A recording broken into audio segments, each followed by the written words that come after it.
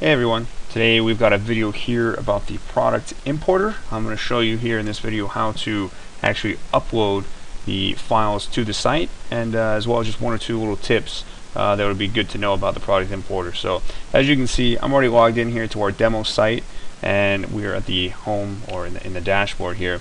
So from here we're going to go to the store catalog, down to advanced, and we're going to do product importer. And this page right here, not much to it, as you can see.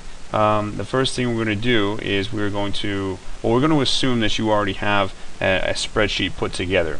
And obviously when you first get your site, everything is imported for you, so we already have the stuff up there. But now you want to update your pricing. You want to put it to what you guys want to sell it at.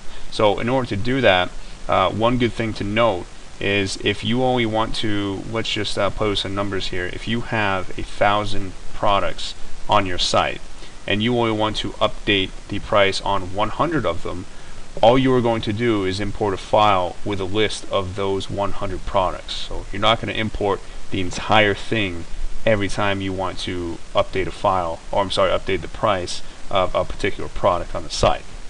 So in this demo, actually, I think there's a spreadsheet I'm going to show you here of what it actually looks like. I think there's only 10, again, just for the demo. So the spreadsheet, I will try to bring it up here, should look something like this.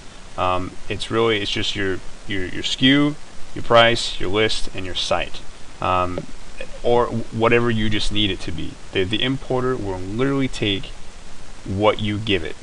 So, and if it doesn't make sense, it's just not going to input it. So if I was, for example, here in site cost, if I was literally to change all these and just delete them, it would delete all of the site costs for these SKUs on the site.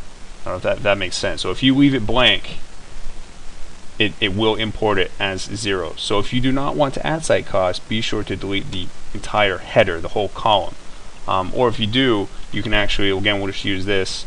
You would put skip list price, and that way when it read it, it would just completely skip that and you wouldn't have to worry about it. But again, just kind of driving home the point that it will put in what you give it. And also another thing, it doesn't matter what order these are in. You know, the SKU could be on the last row here, site price could be the first one. It doesn't really matter what order you give it in, as long as it's structured from top to bottom in these columns, you should be okay.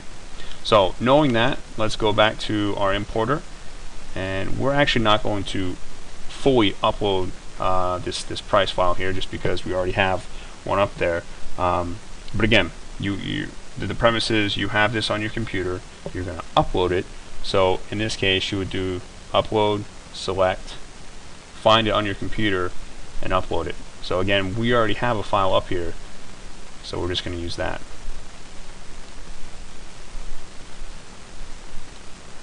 Okay, and we're going to select this one.